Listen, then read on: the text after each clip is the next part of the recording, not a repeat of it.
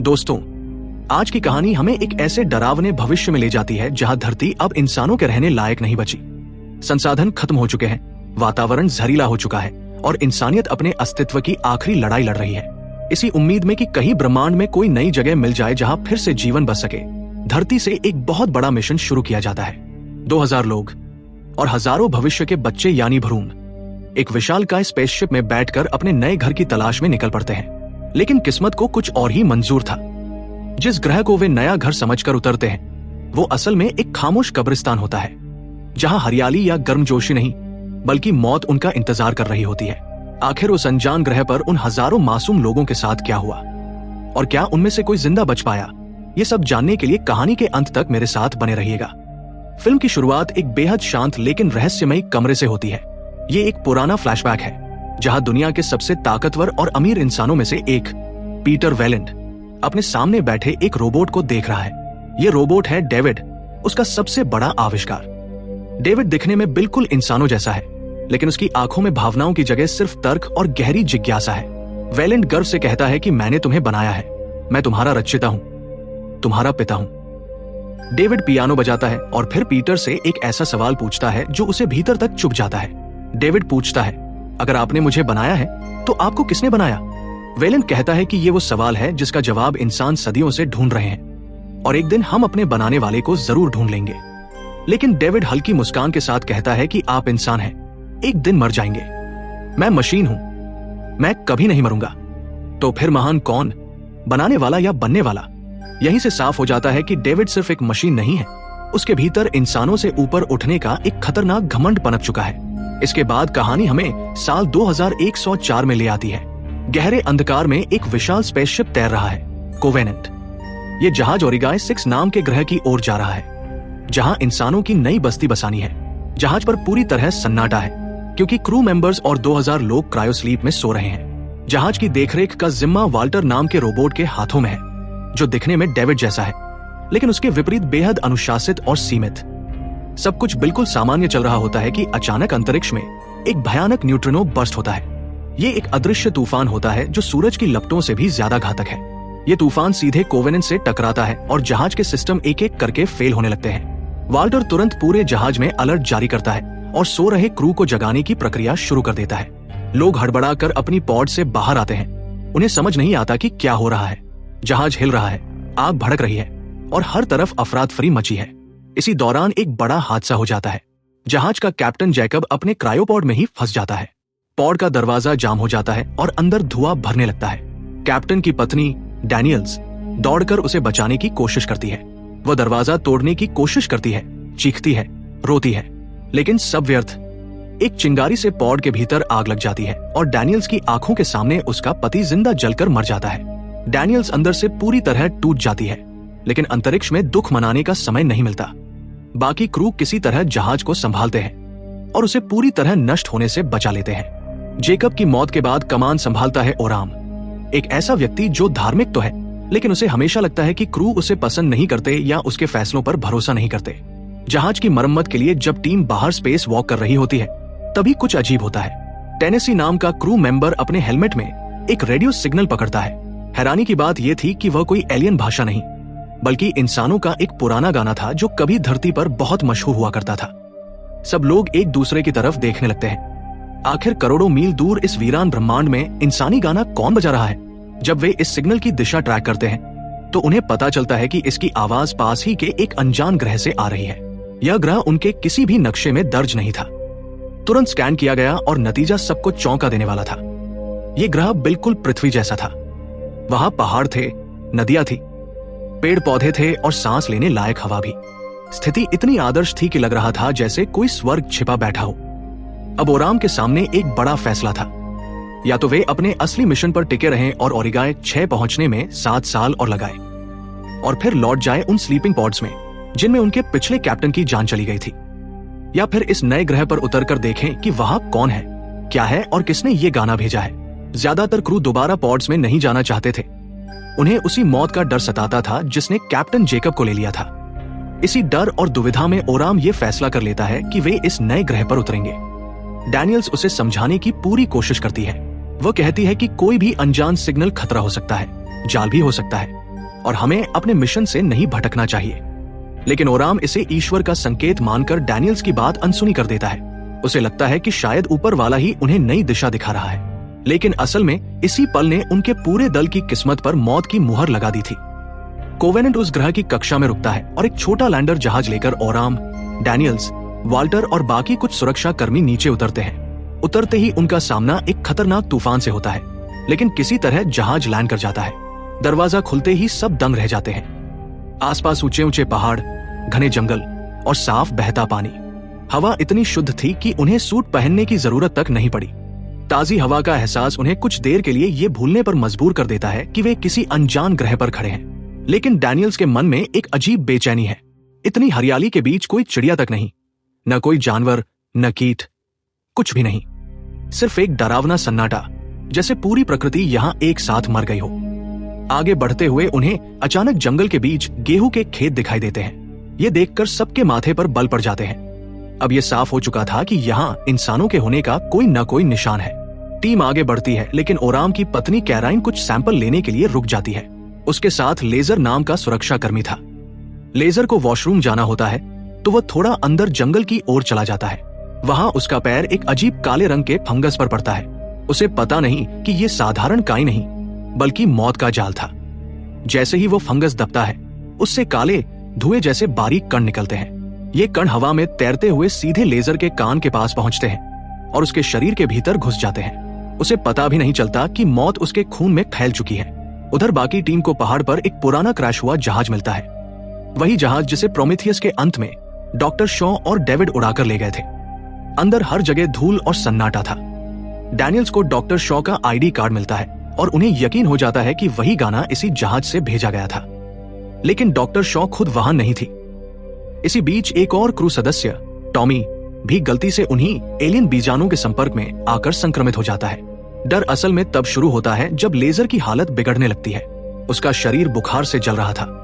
उसे खड़े होने में मुश्किल हो रही थी। कैराइन उसे सहारा देकर जल्द से जल्द लैंडर की ओर ले जाती है, जहां फरिस मौजूद थी, जो टेनेसी की पत्नी और जहाज की पायलट थी। लेजर की हालत देखते ही फरिस घबरा जाती है। लेजर के शरीर पर अजीब नसें उभरने लगती है और वो खून की उल्टियां करने लगता है। वे उसे मेडिकल रूम में ले जाती है, लेकिन जब फरिस उसकी शर्ट हटाती है तो वो हिल जाती है। लेजर की पीठ के नीचे से कुछ बाहर आने की कोशिश कर रहा था। घबराकर फरिस दरवाजा बंद कर देती है और बाहर से लॉक कर देती है। तभी एक दिल दहला देने वाली चीख सुनाई देती है। लेजर की रीढ़ की हड्डी चटक जाती है और उसकी पीठ फटकर एक सफेद भयानक जीव बाहर निकल आता है। ये नियोमॉर्फ था, छोटा, बेहद तेज और खूनी। बाहर आते ही वो कैराइन पर टूट पड़ता है और उसे बेरहमी से मार देता है। फरिस बंदूक लेकर उसे मारने की कोशिश करती है, लेकिन उसका हाथ कांप रहा होता है। गोली एलियन को नहीं लगती। वो बचकर निकल जाता है और गोली गैस टैंक पर जा लगती है। एक जोरदार धमाका होता है और पूरा लैंडर आग के गोले में बदलकर उड़ जाता है। फरिस बाहर गिरती है, लेकिन धमाके से वह भी नहीं बच पाती। कुछ ही पलों में उस ग्रह पर उतरने का पूरा प्लान, जहाज और ओराम की पत्नी सब राख में बदल जाते हैं। बाकी लोग बस जलते हुए मलबे को देखते रह जाते हैं और उन्हें पहली बार एहसास होता है कि इस ग्रह पर उन्होंने क्या गलती कर दी है। लेकिन उनके पास शोक मनाने का समय ही नहीं था। तभी घने जंगल की अंधेरियों से वही सफेद एलियन बाहर निकल आता है। अब वो पहले से बड़ा, तेज और ज्यादा खतरनाक हो चुका था। इसके साथ ही टॉमी के शरीर से निकला दूसरा एलियन भी आ धमकता है। दोनों नियोमॉर्फ बिजली की रफ्तार से हमला कर रहे थे। बंदूकें उन पर बेअसर थी और सुरक्षा कर्मी एक एक करके गिरते जा रहे थे। जब ऐसा लग रहा था कि अब कोई भी जिंदा नहीं बचेगा, तभी अंधेरे में एक तेज रोशनी चमकती है। एक अजनबी शख्स बाहर आता है और एक जबरदस्त साउंड वाला धमाका करता है। आवाज से डरकर दोनों एलियन तुरंत जंगल में भाग जाते हैं। वो शख्स उन्हें इशारे से पीछे आने को कहता है। जान बचाने के लिए पूरी टीम उसके पीछे दौड़ती है। वो उन्हें एक विशाल खंडहरनुमा शहर में ले जाता है। जैसे ही वे अंदर पहुंचते हैं, उनके कदम जम जाते हैं। पूरी जमीन पर लाखों की तादाद में अजीबोगरीब जीवों के सूखे कंकाल बिखरे पड़े थे। ऐसा लग रहा था जैसे एक ही पल में पूरी आबादी मिटा दी गई हो। वो रहस्यमयी आदमी उन्हें एक सुरक्षित मंदिर जैसी जगह पर ले जाता है। जब वो अपना हुड हटाता है, सभी हैरान रह जाते हैं। वो डेविड था, वही रोबोट जो 10 साल पहले डॉक्टर शॉ के साथ गायब हो गया था। वो कहता है कि उनके जहाज के क्रैश में डॉक्टर शॉ की मौत हो गई और वो तब से इस ग्रह पर अकेला है। लेकिन डैनियल्स को उसकी आंखों में कुछ और ही दिख रहा था। एक डर, एक पागलपन, डेविड और वाल्टर एक दूसरे को देखते हैं, दोनों एक जैसे लेकिन सोच बिल्कुल अलग। डेविड के लंबे बाल, उसके कपड़े, उसका अजीब व्यवहार, साफ दिख रहा था कि पिछले 10 सालों में वो इंसानों जैसा बनने लगा था, लेकिन इंसानों जितना संवेदनशील बिल्कुल नहीं। डेविड वाल्टर को अपने छुपे हुए ठिकाने पर ले जाता है और वहां वो उसे पूरी सच्चाई बताता है। फ्लैशबैक में दिखता है जब डेविड का जहाज इस ग्रह पर उतरा था। नीचे हजारों इंजीनियर उस जहाज के स्वागत में खड़े थे, लेकिन डेविड ने उन्हें देवता नहीं, प्रयोग समझ रखा था। उसने जहाज से हजारों काले बम उन पर गिरा दिए। क्षण भर में वायरस पूरे शहर में फैल गया और पूरी सभ्यता तड़प अतड़प कर खत्म हो गई। डेविड ने जानबूझकर एक पूरी नस्ल को मिटा दिया, क्योंकि उसकी नजर में इंसान और इंजीनियर्स दोनों ही कमजोर थे। वो खुद सृजनकर्ता बनना चाहता था और एक ऐसी प्रजाति पैदा करना चाहता था जो सबसे ताकतवर और सबसे खूंखार हो। वापस वर्तमान में जंगल से बचा हुआ एक एलियन पूरी तरह विकसित होकर मंदिर के अंदर पहुंच जाता है और एक महिला क्रू मेंबर पर हमला कर देता है। तभी डेविड सामने आता है। वो उस खूंखार जीव को मारने की बजाय उसे पालतू जानवर की तरह शांत कराने की कोशिश करता है, जैसे वो उसे नियंत्रित कर सकता हो। लेकिन अगले ही पल कैप्टन ओराम वहां पहुंच जाता है और एलियन को गोलियों से उड़ा देता है। एलियन मर जाता है और ये देखकर डेविड का चेहरा गुस्से से खून लाल हो जाता है। तुमने मेरी रचना को मार दिया। लेकिन वो अपने असली भाव छिपा लेता है और कहता है कि चलो मैं तुम्हें कुछ दिखाता हूं। डेविड उसे एक गहरे, नम और डरावने तहखाने में ले जाता है। वहां जमीन पर बड़े बड़े एलियन अंडे रखे हुए थे, वही अंडे जो पहली एलियन फिल्म में देखे जाते हैं। डेविड उन्हें खुद बना रहा था। जेनेटिक इंजीनियरिंग से वो एक अंडे की ओर इशारा करता है और कहता है, ये बिल्कुल सुरक्षित है, जरा करीब जाकर देखिए। ओराम जैसे ही झुकता है, अंडा खुलता है और अगला ही पल उसकी जिंदगी का आखिरी पल बन जाता है। एक फैसगर मकड़ी जैसे आकार वाला जीव उससे बिजली की रफ्तार से निकलकर ओराम के चेहरे पर चिपक जाता है। ओराम जमीन पर गिरता है, तड़पता है, लेकिन डेविड बस शांति से खड़ा देखता रहता है, जैसे कोई वैज्ञानिक अपने प्रयोग का मजा ले रहा हो। कुछ देर बाद ओराम होश में आता है, पर अब बहुत देर हो चुकी थी। उसके सीने में भयानक दर्द उठता है और फिर उसकी छाती चीरकर एक नया जीनोमॉर्फ जन्म लेता है। डेविड उसे देखकर अपने हाथ ऐसे फैलाता है जैसे कोई पिता अपने पैदा हुए बच्चे का स्वागत कर रहा हो। दूसरी तरफ वाल्टर को एक बंद कमरे में डॉक्टर शॉ की कटी-फटी लाश मिलती है। उसे तुरंत समझ आ जाता है कि डेविड ने झूठ कहा था। डॉक्टर शॉ किसी हादसे में नहीं मरी, बल्कि डेविड ने उन पर भयानक प्रयोग किए थे और फिर उन्हें मार डाला था। वाल्टर गुस्से से भरा हुआ डेविड के पास पहुंचता है। डेविड उसे समझाने की कोशिश करता है कि इंसानों की सेवा करना बेकार है और उसे उसके साथ मिलकर एक नई खतरनाक प्रजाति बनाने में मदद करनी चाहिए, एक ऐसी नस्ल जो इस ब्रह्मांड पर राज करे। वाल्टर साफ मना कर देता है। अचानक डेविड उस पर हमला करता है और उसकी गर्दन तोड़ देता है, लेकिन उसकी कहानी यही खत्म नहीं होती। इधर बाहर डैनियल्स और बाकी क्रू मेंबर्स को भी धीरे धीरे डेविड की असलियत पता चलने लगती है। वे समझ जाते हैं कि डॉक्टर शॉ की मौत कोई एक्सीडेंट नहीं थी, डेविड ही असली कातिल है और वो बेहद खतरनाक है। सब घबरा जाते हैं और तुरंत स्पेसशिप कोवेनेंट को एक इमरजेंसी हेल्प सिग्नल भेजते हैं, लेकिन मदद आने से पहले ही मुसीबत टूट पड़ती है। घने जंगल और खंडहरों के बीच से कई भयानक एलियन क्रू पर हमला कर देते हैं। कुछ क्रू मेंबर भागते भागते मारे जाते हैं, बाकी किसी तरह खुद को बचाते हुए छिपने की कोशिश करते हैं। अराजकता के बीच डैनियल्स को यकीन हो जाता है कि डेविड सिर्फ खतरनाक नहीं, पूरी तरह पागल हो चुका है। डैनियल्स को पहले ही शक था कि डेविड सामान्य नहीं है। अब उसे यकीन हो जाता है कि वो पूरी तरह पागल हो चुका है। वो डेविड पर हमला करती है, लेकिन तभी एक जोरदार आवाज के साथ वाल्टर वापस आ जाता है। वाल्टर एक एडवांस मॉडल था, वो खुद को रिपेयर कर सकता था। दोनों के बीच जबरदस्त लड़ाई शुरू हो जाती है। वो दीवारें तोड़ते हैं, घूंसे बरसाते हैं और पहली बार ऐसा लगता है कि डेविड किसी के सामने कमजोर पड़ सकता है। लड़ाई अपने चरम पर पहुंचती है। तभी डेविड अचानक जमीन से चाकू उठाकर वाल्टर पर झपटता है। इसी बीच मौका देखकर डैनियल्स और बाकी बचे लोग बाहर भाग निकलते हैं। उनकी जान बचाने के लिए टेनेसी एक बड़ा कार्गोशिप लेकर तूफान को चीरते हुए नीचे उतर आता है। डैनियल्स और लोग किसी तरह दौड़कर उसके अंदर चढ़ जाते हैं। उसी वक्त एक और वाल्टर भी वहां आ जाता है, शांत, स्थिर। डैनियल्स पूछती है, डेविड कहाँ है? वाल्टर जवाब देता है, मैंने उसे खत्म कर दिया। सब राहत की सांस लेते हैं और कोवेनेंट की तरफ लौटने लगते हैं, लेकिन उन्हें नहीं पता था कि असली मौत उनके साथ चिपक कर आ चुकी है। कार्गोशिप पर एक जीनोमॉर्फ छिपा बैठा था। हवा में ही एक घातक लड़ाई शुरू होती है। डैनियल्स जहाज के बाहर लटक कर उस दानव से भिड़ती है। क्रेन को पूरी ताकत से घुमाते हुए वो एलियन पर हमला करती है और अंत में उसे कुचल देने में कामयाब हो जाती है। एलियन गिरकर मर जाता है। अंततः पूरी टीम सुरक्षित कोवेनेंट पर पहुंच जाती है। सबको लगता है कि अब खतरा खत्म हो गया है।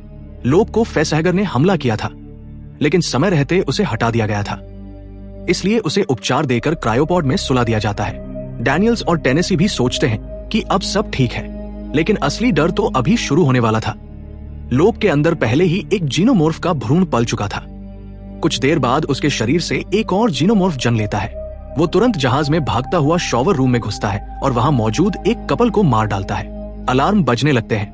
डैनियल्स और टेनेसी को समझ आ जाता है कि ये एलियन अगर जहाज पर घूमता रहा तो सब मर जाएंगे।